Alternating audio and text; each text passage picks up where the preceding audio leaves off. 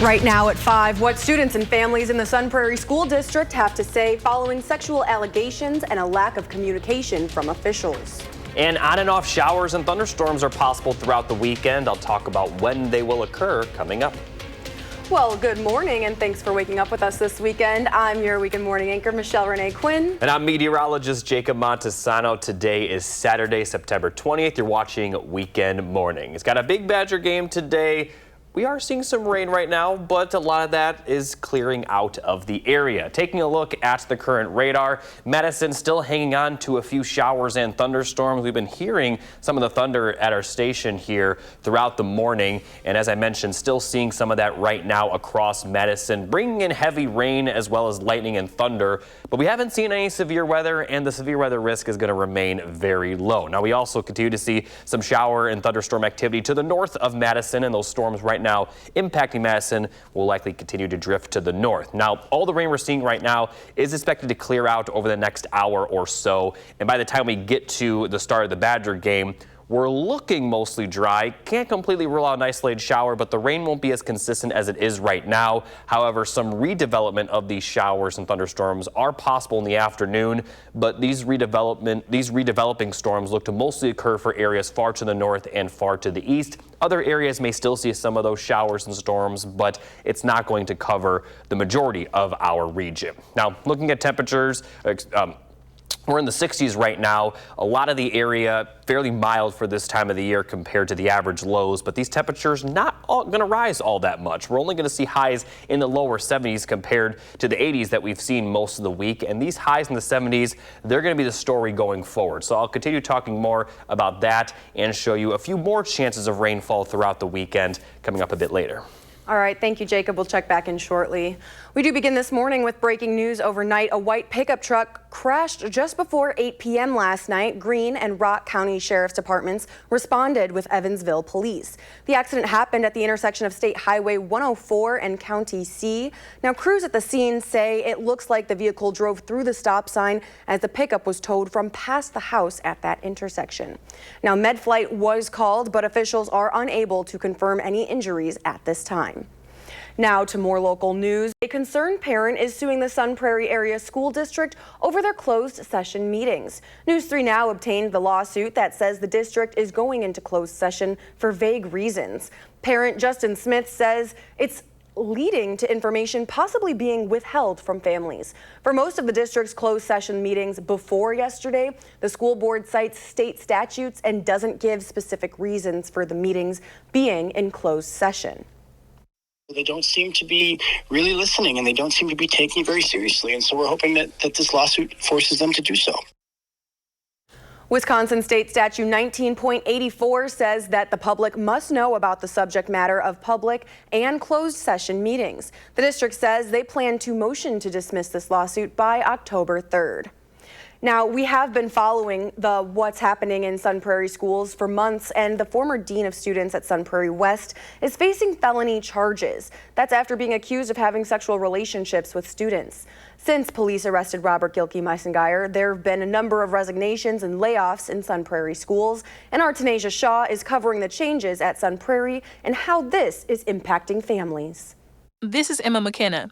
She's a senior at Sun Prairie West. For most of her time at the high school, she's heard rumors about the former dean of students. It was just kind of obvious.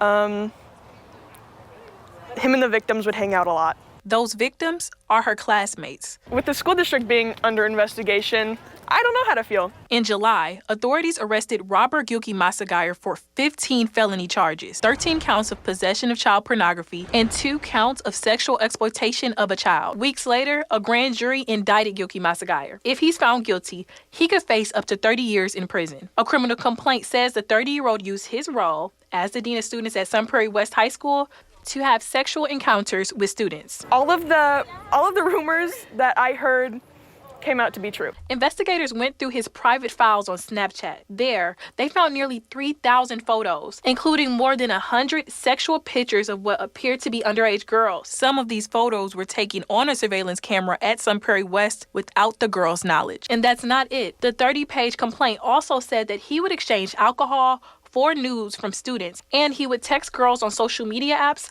like Instagram and Snapchat. The complaint goes on to accuse staff members at Sun Prairie Area School District of knowing about these incidents in April and not reporting it to police. That's months before authorities arrested Gilkey Massaguire in July. So I have gone to Sun Prairie since before kindergarten, and every single long-term school that I've been to, elementary school, middle school, and high school, has had a child predator in it. In the past 10 years, there have been 3 cases like this in a Sun Prairie school. Authorities sentenced Brett Berryman to 6 years in prison after they found sexual pictures of young girls on Berryman's computer while he worked as a janitor at Royal Oaks in 2015. Sun Prairie resource officer Lamont Crockett admitted to having sex with his mentee in 2016. Right now, he's facing 4 years in prison. And former Prairie View teacher Matthew Quaglari is facing 14 years behind bars after he admitted to filming middle school students in a bathroom in 2022. When I heard the news about Rob, I was not surprised, merely disappointed that this had happened yet again. In my entire time in this district, from kindergarten through 12th grade, there have been sex offenders, violence, and dysfunction in essentially every stage of school that I've attended. Gilkey Massaguyer's charges could be described as the straw that broke the camel's back. Since he's been in custody, community members have packed school board meetings, speaking out against the school board and the school district. The community expected this board to react with full regard for the significance of this matter and with complete acknowledgement of accountability. Since June, you haven't. Until equity and safety is given to every child, every day, regardless of race, shades, gender, or social standing, your system will remain broken. Before a school board meeting, I talked to a former Sun Prairie school teacher, Jessica Sliker, who's had enough. She resigned after the 2024-25 school year. After I experienced everything that I went through, and then this all came out, along with various other things that I've heard throughout the years, it was the final straw. I couldn't take it anymore. Sliker isn't the only person that's resigned since Gilkey Massaguyer's arrest either. I wanted to retire here, and I felt like I couldn't. There has been drastic school leadership changes at Sun Prairie Area School District from July to September 2025. In July, school board member Steve Urso resigned to take care of his health. Sun Prairie School Board appointed Isaac Sung to replace him in August. All the hurt and the pain and the complex emotions that the public is having, a lot of mistrust with the district and mistrust of the school board itself. Just hours before Sung's appointment, school board president Katie Kamoku stepped down to spend more time with her family. In September, the district announced that Peg Shoemaker is stepping out of retirement to replace Jennifer Pluger as the principal of Sun Prairie West. I asked Sun Prairie School District why they replaced Pluger, and my question has not been answered yet. But the Department of Public Instruction is currently investigating Pluger's educational licenses. Parents are also asking the district for transparency. You caused more concern than you sought to diminish. You caused people to assume the worst about staff members. You hid information, and you created a media frenzy that unfortunately will only get worse. It is now a national media frenzy that exists. As students like McKenna complete their high school careers. I'm nervous. I'm looking out for everybody. If you're wondering what's next, right now the Sun Prairie School District is doing their own internal investigation with an attorney. The district confirmed to me that, quote, certain staff members have been put on leave because of this investigation and that more staff members could be put on leave in the future, but we do not have an exact number at this time. Reporting in studio, Tanasia Shaw, News 3 Now. Tanasia, thank you. Gilkey Massaguire is expected back in court in October. News 3 Now has reached out to the school board and superintendent several times for an interview. Everyone declined except Isaac Sung. You're in LeClaire area now, La Crosse as well. UW La Crosse is launching a new criminology major to meet growing student demand. The program starts this spring. A survey of UW criminal justice minors found 75% would likely declare the criminology major, with some considering transferring to schools that offer the program. The professor says the major will focus on criminal behavior and its ties to poverty, discrimination, and mental illness. These are the kinds of skills and pieces of knowledge that can be applied certainly within a criminal justice system, but also are looked for in other areas throughout a community and can be involved in both the private and the public sector. School officials say workforce demand was a key factor in developing the program. Verona is introducing a new leaf vacuum truck to make fall leaf pickup faster and protect local waterways. You can check it out Tuesday at the Verona Public Library from 6 to 7:30 p.m. Public Works staff will show how it works and explain new guidelines, plus let the kids help pick the truck name. There will also be treats and giveaways. That's all a part of Wisconsin Stormwater Week happening next week. It comes with events all over the county and state as a way to educate residents about stormwater sources and pollution prevention. The Yahara River Fall cleanup at Veterans Memorial Park is happening today, this morning at 10 a.m. You can find the full list of webinars and other events on the City of Middleton's website. Also happening today is the 3rd annual Midwest Finals for Autism. It's a free show for cars that also features trucks and bikes. It takes place at Ho-Chunk Madison's overflow parking lot. Demos cost $30 and competition entry is $60. All proceeds go to the Autism Society of South Central Wisconsin. Badger City Auto is one of the sponsors, and one employee says it's a great cause and a great time that celebrates a great cause, rather. What you guys can expect at this event is going to be a lot of cool cars, trucks, bikes, loud stereos, good food, and nice raffles for charity for autism. Now that event begins at 10 a.m. Might need an umbrella. We'll have to see just how much rain is actually forming, but it looks like we'll actually be pretty dry during that time. Now, before we head to break, here's your morning motivational quote from Chelsea Ario. And she says, stress acts as an accelerator. It'll push you either forward or backward, but you choose which direction. So we're hoping that you choose the right one. We'll be back right after this.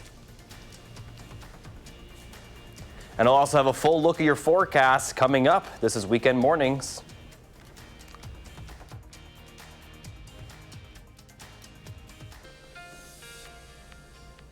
Welcome back. I've been talking a lot about the rain this morning, but not everyone is seeing this rainfall. Here's a live view from Platteville showing partly cloudy skies. Right now it looks like the clouds are blocking the sun, but certainly plenty of sunshine for parts of the area. But we are still seeing those showers and storms for Madison and areas to the north. Also seeing some of these showers and thunderstorms develop for you folks near La Crosse along the line of thunderstorms there. Now zooming in on these storms, again, still bringing some heavy rain for parts of Madison and areas just to the east. You could still see some lightning as well. Overall, though, not going to see severe weather. Haven't seen any severe thunderstorm warnings this morning. I don't expect to see any. Still possible, maybe later in the afternoon. But right now, we're just seeing some of that heavy rain, and areas to the south that saw that heavy rain, that is all cleared out of the area. And at this point in time, there's no additional showers to the south of Wisconsin that are expected to move in. So the rain we're seeing right now going to clear out over the next hour or so. And then once we get to the late morning, right at the start of the Badger football game, it looks dry, still cloudy though, so we still could see some of those light showers. Then we'll start to see some redevelopment once we get to the afternoon. Best chance of these redeveloping storms will be for areas to the east of Madison, but everyone will at least still see the chance of that rain. It's just the best chance will be for areas to the east and also areas to the north. Now, as we fast forward into the overnight hours, we are going to see more of these showers and potentially storms move back into the area and impact us for Sunday morning. Now, once we get to Sunday afternoon, the rain will become a lot less likely. Still could see some of those showers and isolated storms, but the most rain for Sunday will occur during the morning. Now, throughout all this, we're going to see high temperatures in the lower 70s, very close to normal for this time of the year. And although we may continue to see the chance of rain Monday, we're looking pretty dry for the middle and end of next week right now as those 70s continue for the foreseeable future. Jacob, thank you. Turning now to a quick travel alert for you this weekend. The Willie Street Fair is happening, and that is going to return for 2 days of local art and music to bring the community together. So if you're heading that way, prepare for closures. Williamson Street will be closed between South Livingston and South Ingersoll Street on both today and tomorrow. South Patterson and South Brewerly Street will also close from Williamson Street to the Capital City Trail. That's between 8 a.m. to 11 p.m. and 8 a.m. to 10 p.m. respectively. Still ahead on Weekend Mornings, we're sharing the story of music and friendship in today's Morning Notes. You're watching Weekend Mornings. Keep it here. You're watching Weekend Mornings. Welcome back. Here's a look at the Badger football forecast. The good news is that by the time the game starts, at any point during the day, that's probably the least likely chance of rain. So I do expect to see fairly dry conditions when we start. Now, we could see some of those showers and maybe an isolated thunderstorm return later in the game. but it's also possible that the rain completely misses Madison during this time frame. Now, obviously, we've seen the rain this morning, and we could see some rain later, but it's not a slam dunk. So definitely prepare for the rainfall. But if it doesn't rain, great, doesn't rain. But we are going to see comfortable temperatures during that as well. Highs will be in the lower 70s. A good amount of cloud cover, even though we're not going to see rain. Now, looking at the Packers forecast, this is not Green Bay's forecast. This is Cleveland's forecast, and it's going to be the game's at noon tomorrow. If you plan on attending that game, rain is more likely for the Packers game tomorrow than the Badgers game today, and it also will be warmer with highs in the 80s for Cleveland. So just expect warm and muggy conditions. Now, looking back here in southern Wisconsin, like I mentioned, we'll see some cloud cover even when we're not going to see the rainfall, with highs in the lower 70s, very close to normal for this time of the year. And for Sunday, pretty dry during Sunday afternoon, but we'll still see those cloudy skies, highs once again in the lower 70s. Thank you, Jacob. Well, Wednesday is more than just midweek for one group of lifelong friends. Every week in Lake Charles, Louisiana, Wednesdays for good food, good laughs, and good music. In this weekend's Morning Notes, Devin DeStefano introduces us to a group of friends who show that no matter what life throws at them, they'll stick around forever. My wife says the happiest day of the week is Wednesday for me, because I get together with the guys. The Beasts, also known as buddies eating and singing together sometimes, get together every Wednesday to eat food and jam out to some tunes. It's a happy time, and we look forward to it. We start texting on Monday afternoon, Tuesday, and it's like that anticipation of it happening. The lifelong friends have known each other for more than 50 years, and each week when they get together, it's a time to reminisce and make new memories. We have a blast. Bottom line is, it's just fun, you know, hanging with the guys, playing guitar, singing, screaming our head off, thinking we're sounding really good. For the Beasts, it's not about sounding good, it's about good company. I live an hour away in Bassville, and it's a pleasure for me to drive that far to come hang out with these guys. I just love these guys. We play music, eat, get crazy, listen to this tomorrow. Those lighthearted jokes are what keeps this group laughing and enjoying their time together. For many, it's a time to let loose. You know, when you retire, there's not a lot going on at the house, so you get out and you meet your buddies, and it gives you time to just let your hair down a little bit, if you got it.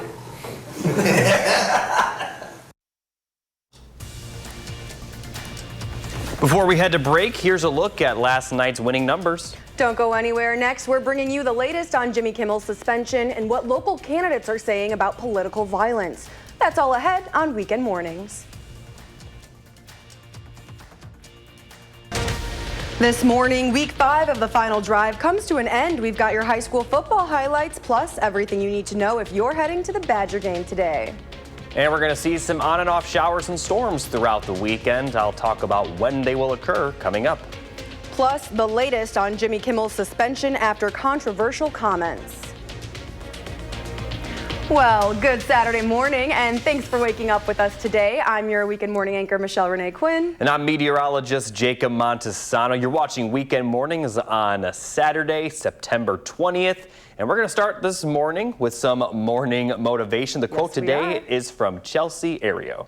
And she says, stress acts as an accelerator. It will push you either forward or backward, but you choose which direction. So we're sending you that off with that, and we're hoping that this weekend is not too stressful for you guys. I know when people that, are planning to attend, the Badgers game or any other outdoor plans saw the chance of rain and might have worried a little bit. But I can tell you the heaviest rain has passed for the weekend. Now, we still are going to see some showers and storms later in the day, but what we're seeing right now, not only is it starting to dissipate, but it's also kind of clearing out of the area as well. So looking at the current rainfall right now, you can see some of those dark reds turn into yellow and orange colors. That indicates that the rain is kind of in a dissipating state right now. Still seeing some lightning, and the rain is still probably at a moderate to heavy pace. Also seeing some of these showers and isolated storms for areas to the north of Madison. But overall, the rain is a lot less than what it was earlier this morning. And earlier this morning, we still didn't see any severe weather, so that's the good news. Also seeing some showers and thunderstorms further to the west west and northwest near La Crosse. Again, these are going to continue to be possible, especially for areas off to the north for the next couple of hours. But for Madison, I do expect to see dry conditions leading up to the Badger game and during at least the start of the game. Still going to see some cloudy skies, though, so can't completely rule out an isolated shower or two. Then we're going to see some redevelopment later in the afternoon, especially for areas further to the east and further to the north. Now, that's not going to be our last chance of rain over the weekend, so I'll talk more about that coming up a bit later. Jacob, thanks. We'll check back in shortly. In today's top stories, more protests took place overnight over the indefinite suspension of late-night host Jimmy Kimmel by ABC. This as President Trump put other broadcast networks on notice. CBS's Christian Benavides reports on the ongoing fallout. Crews loaded moving trucks Friday outside the studio where Jimmy Kimmel tapes his late-night show in Los Angeles as more protests took place overnight over his indefinite suspension by ABC. President Trump warned he may go after other networks next. They give me only bad publicity or press. I mean, they're getting a license. I would think maybe their license should be taken away. Kimmel was suspended over these remarks. We hit some new lows over the weekend with the MAGA gang desperately trying to characterize this kid who murdered Charlie Kirk as anything other than one of them and doing everything they can to score political points from it. After FCC Chair Brendan Carr made these comments, urging owners of TV stations to preempt Kimmel's show. We can do this the easy way or the hard way. While some conservatives say Kimmel had it coming, others, such as Texas Senator Ted Cruz, criticized the FCC chair. That's right out of Goodfellas.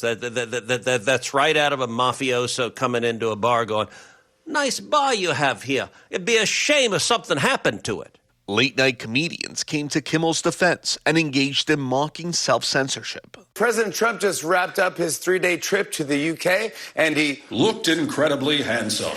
Are the naysayers and the critics right? Is Donald Trump stifling free speech? Of course not, John. Other critics are not laughing. This monstrosity of an administration is cracking down on dissent on our college campuses, within our own government, and now even on television. Former Disney CEO Michael Eisner wrote, "Where has all the leadership gone? Who then will step up for the First Amendment?" Christian Benavides, CBS News. Here are Friday's closing numbers. All three major indices close at fresh record highs. The Dow gaining almost 173, the Nasdaq adds 161, and the S&P 500 jumps more than 32. Following the assassination of conservative activist Charlie Kirk and Minnesota House Speaker Melissa Hortman, political violence continues to make headlines. This week on For the Record, we're talking about it with two new candidates for governor. State Senator Kelda Royce announced her campaign on Monday, and State Representative Francesca Hong announced on Wednesday, both actively condemning political violence. We should never, ever settle our disputes with violence. With a gun. And it's true in the political context and in every other context. I mean, there was also a school shooting that day. It's unacceptable, and every political leader needs to speak out clearly against that. While there is always going to be concern around safety, I think we have to meet fear with moral courage. As of this week, we have a total of 5 Democratic candidates and 2 Republican candidates. You can watch For the Record tomorrow right here at 10:30.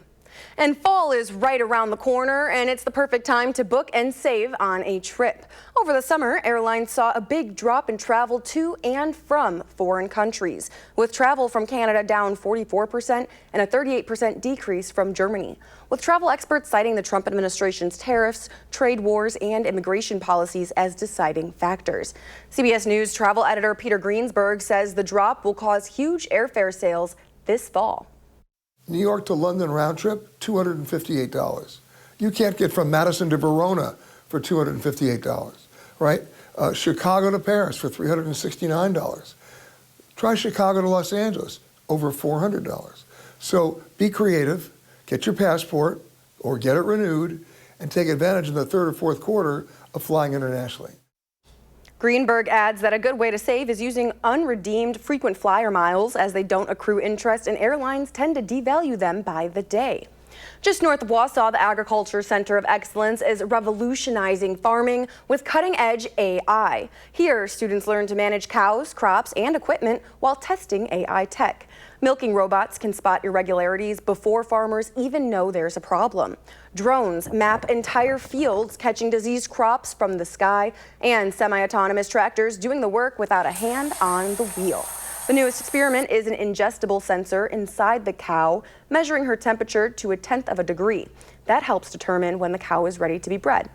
That'll help us really help determine when the cow is ready to be bred, when she's going to have her calf, and it even fluctuates throughout when she's drinking water and things like that. But it makes a predictable algorithm so that we can still tell something's going on with that cow at 0.1 of a degree Fahrenheit. Farmers say this is just the start. It's what they call Agricultural 4.0, where AI and autonomy are redefining dairy farming. Still ahead on Weekend Mornings, sports director Andrew Banstra shares the football highlights from games across the region in last night's final drive. You're watching Weekend Mornings. Keep it here.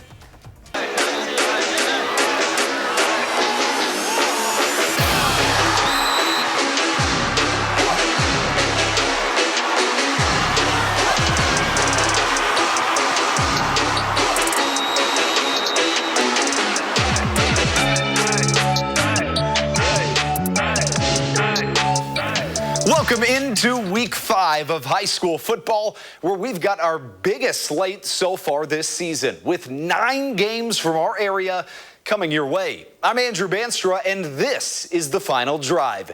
Let's get into it. We start with our game of the week. Milton is a perfect 4-0 and face their toughest test of the season tonight. In Monona Grove, a Silver Eagles squad whose only loss was at Waunakee by 1 point. We pick things up 14-13 Milton, leading and looking to add to that just before half, but Luke Schwab says not so fast. Monona Grove comes away with it, but in the second half, their quarterback, Milton's quarterback, Jake Cummins, decides he'd just do it himself. QB1 rolling around, trying to find something, and he just does it himself. Dives into the end zone for the score, but ultimately that Silver Eagle defense just kept standing tall when it mattered most, clawing away the win from the Redhawks in a close one. Monona Grove hands Milton their first loss of the year, winning it 36-29. But with so many good games going on tonight, we had to have a game of the night, too. And for that, we go to Nash Dara. Andrew, the game of the night would take us to Waterloo High School, with the Pirates taking on the undefeated Cambridge Blue Jays. The Mosquitoes were out tonight, but that didn't stop anyone from heading out to the jungle. Cambridge would get on the board early in their first drive with a run up the gut from number 31, Owen Nels, to go up 6-0 right from the get-go. The Blue Jays would get the ball back after a quick 3-and-out, but oh no, Trevor Polster on a sweep would have the ball punched out of his hands, and it would be recovered by the Pirates. The Pirates, however, unable to do anything on offense tonight, but that wasn't the case for Owen Nels, who would be able to spin out of a tackle and take it all the way to the house for his second touchdown of the game. The Blue Jays would go on to get the dominant win over the Pirates, 36-0. Nash, thank you. Now let's jump into Division I, where Verona didn't have the start to the season that they would have liked to, but they have to do things when it matters most, especially when it comes to that Big 8 undefeated streak. 23 games in a row for them in the Big 8. Luke Fickle in attendance to scout Ethan McIntosh's Wildcats, who traveled to La Follette, who came into this one with the same 2-2 record as Verona, looking to stomp that streak. First quarter, Verona vying for an early score, and Landon Lasan lays one out for Jackson Connor, and he comes away with it. 7-0 Wildcats early, but the Lancers weren't looking away. Next drive, and Sean Peeler peels off a long run. He could go all the way. Are you kidding me? Sean is gone, and La Follette gets the equalizer, but Verona just kept firing on all cylinders. The Wildcats were tied early, but they come away with the win. 54-21 Verona make it 24 straight in the Big 8. Wanakee is always one to watch out for, but this year you ought to watch even closer to the Warriors. They're not just undefeated, they're beating their opponents by an average of 30 points per game. Fort Atkinson, on the other hand, in search of their first win of the season, and what a better way to spark your season than a win here. But tonight that wasn't going to happen. Just catching the end of this play, but you get the point. Cole Krause carries it to the end zone, make it 48-0 Wanakee early in the third, and later they'd add to it. Krause hands to Rajon House, and yeah, that rhymes, but they don't care about the poetry. They care that they got the win, and they did that without a doubt. Warriors take it 56-0, the final score. I've said it before, and I'll say it again, nothing quite compares to a crosstown clash. The Battle of Sun Prairie has only been around for a few years, which in some ways makes it mean even more. East versus West, and while the Prairie Wolves are still looking for their first win, they'd give the Cardinals their best. But their best tonight could not stop Brady Kaufman, who would set the Cardinals' all-time rushing record with this huge touchdown on the ground, completely opening up this game. The Cardinals would take a commanding lead and would not give the Wolves a chance to come back. How about Van Wolger with the interception to silence a Sun Prairie West comeback? East takes the Battle of Sun Prairie 37-13, the final score. Last season, Edgewood won just 4 games, and the year before, they won just 3 games. This year, though, things seem to be different. It's week 5, and they've already won 4 games. They put their undefeated record on the line tonight against Portage, this afternoon, I should say. And it was the Warriors who struck first drive of the game, and Alex Hartwig is headed to the house. Portage goes for 2 and pounces on an 8-0 lead, but the Crusaders came crashing back. Gannon Bagstead in the backfield, he's in his bag. QB1 keeps it for himself and takes it to the promised land. Make it 8-7 Portage. Still on top, though, and later Edgewood would take the lead, this time for good. Bagstead goes through the air and gets the job done, finding his man, Ben Morey, who you might want to guard. The Crusaders cruise to a 5-0 start. They take this one 28-16. Picking games of the week is an imperfect science. This game right here very easily could have been a game of the week. A Badger small battle between Mount Horeb and Stoughton. 2 teams trying to stay within an arm's reach of Edgewood. A Viking on Viking battle in Stoughton where only one beard would come out on top. We pick things up in the 4th, and Mount Horeb up big. They would add to it on this long drive. Brooks Hendrickson dumps it off to Hayden Anderson, who is a horse, hounding his way to a first down. And later in the drive, Hendrickson finds his guy, Jack Wilson, who's just not going to be brought down because his phone's ringing. And Jack, let me tell you one thing about him. He's always going to answer the house call every day of the week. Wilson wills his way to the end zone. And at this point, MHB had it in the bag, but that wasn't going to stop Stoughton from making one of the plays of the night. How about Colton Kotlowski finding Jack Keese, who makes the over-the-shoulder snag? Are you serious, Jackson? But Mount Horeb, they wouldn't be denied. 44-13, the final score. Heading south for 2 more can't-miss games. Let's start in Beloit, where we had an absolute battle on our hands. Let's get right into it. How about those helmets for the Trojans? Straight into the 4th quarter we go, where Lake Mills wasn't going home with a loss. Jackson Roberts robs the Trojans of an opportunity, and he sets up his offense. How about Camden Tandy Habich says, how about you make it 1 more score? The L-Cats of Lake Mills take it handily, and they head back to Lake Mills with a 31-7 victory. Staying south, but keeping with some insanely good competition, Lodi came into the night with just 1 loss on their ledger, playing Clinton, who was undefeated. The Blue Devils looking to change that. First quarter, first drive of the game, and Lodi makes an early statement. Going on the road and running for the early lead. Jack Bozaki pinballs in for the score. They would miss the extra point, but in the end, trust me, it really wouldn't matter. Later on in the first, more of the same, this time through the air. Alex Brunig says bombs away, heaves one to the heavens, and Bennett Nyquist is there to see his prayer answered. Comes down with the long one, make it 13-0 Lodi.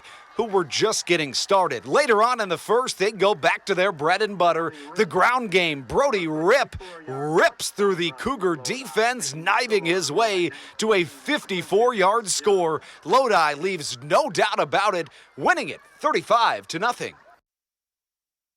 Coming up, we get you ready for Wisconsin's Big Ten opener that serves as a homecoming for one of their players. But first, I'll have a full look at your weekend forecast. You're watching Weekend Mornings. Keep it here.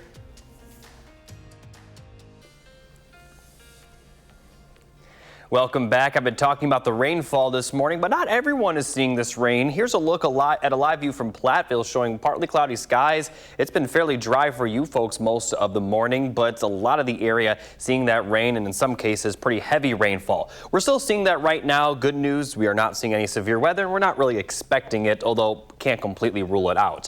Now looking at the heaviest rain, it is just to the east of Madison right now, about to impact Waterloo and Lake Mills. This is kind of in a dissipating state, although rain has increased just a little bit over the last 10 minutes or so. In general, though, the rain could be heavy, but again, not severe, and it looks like we're not seeing as many lightning strikes as we saw earlier.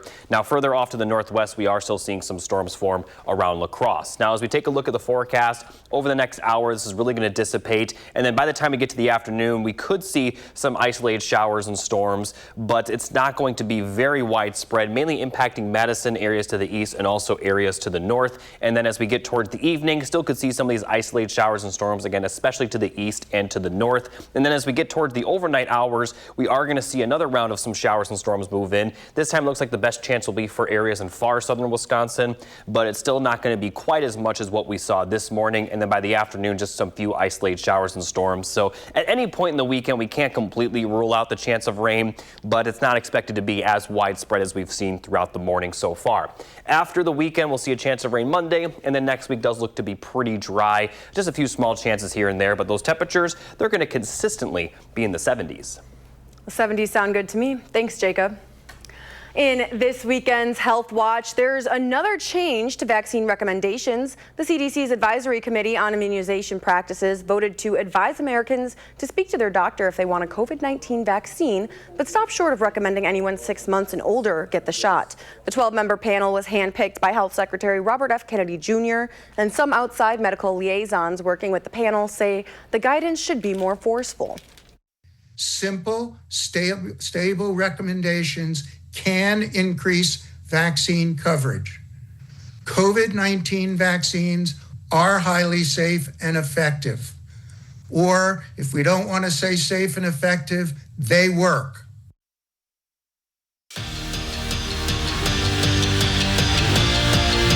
Let's get into some more sports, starting with the Brewers, fresh off of a sweep over the Angels of Anaheim, and still a lot on the line for Milwaukee. Sure, they're already in the playoffs. They were the first team in baseball to even do that, but they still want to get that home field advantage and a way through the wild card game. Doing that tonight against an NL Central foe in the Cardinals. And you've heard of the summer of Sal. How about September of Sal? Frelick's longest home run of his career, clocking in at 422 feet.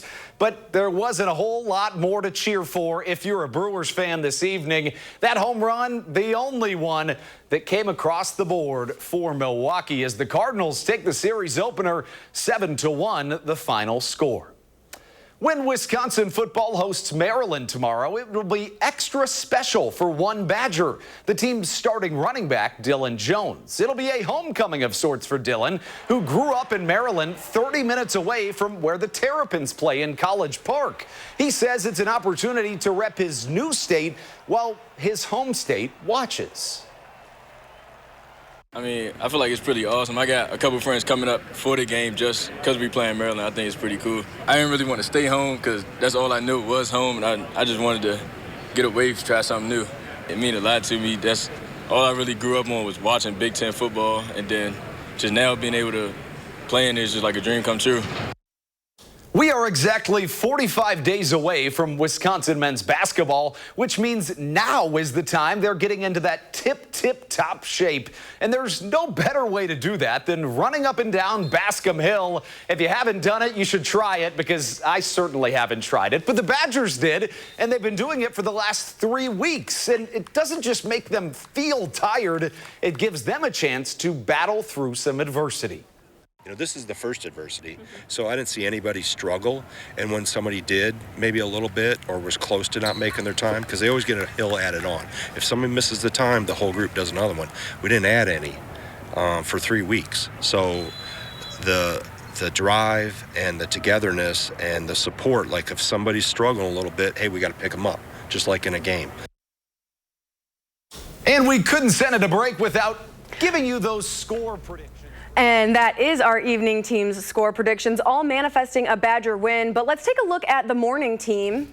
Yeah, as we take a look at these predictions, not everyone is going to predict a Badgers win. Josh and Savannah predict a Maryland win. Chris and Kyrion, a Badgers win. Chris predicts a pretty close game there. And we'll be right back with one last check of your forecast after this. As well as our predictions. You're watching Weekend Mornings. Welcome back. Make sure you're wearing the right color if you're headed out to the game today. It's a stripe out, so you're encouraged to wear red or white depending on your seating section. You can find a closer look at uwbadgers.com. Now let's take a look at our predictions real fast. We got opposite. I'm predicting a Badgers win. Michelle Renee not as confident. I guess we'll see what happens tomorrow. I will say the weather might affect the game just a little bit. We are expecting to see some showers, but the chance of rain isn't too great, and especially at kickoff, it looks to be pretty dry with comfortable temperatures. Thanks for watching. Coming up next is Mission Unstoppable, and our next newscast is at 10.